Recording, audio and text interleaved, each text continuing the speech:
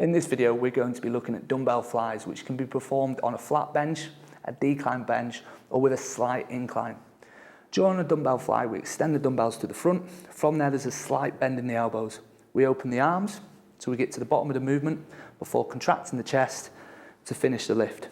Just note, we don't increase the elbow bend during the lift. So during the downwards phase, we don't increase the bend before pressing because it turns it into more of a press. We can perform a lift like this, however, it's not a full fly.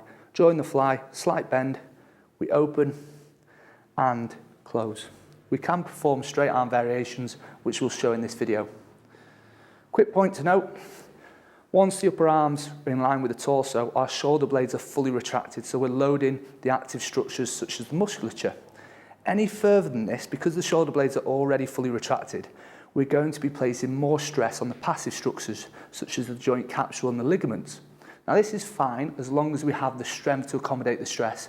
So just note, when going maximal, I recommend you take your arms in line with your body. So let's have a look at a few reps. Pick the dumbbells up, place them on your lap. From there, lay back onto the bench and extend the dumbbells out to your front. Slight bend in your elbows, we open.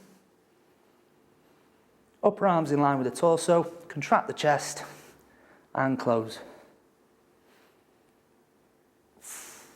If you want to go a little bit deeper and have the strength to do so, we can. Going on to straight arm variations puts a lot more stress through the anterior delt and the biceps, just because the biceps are stretching in this straight arm position.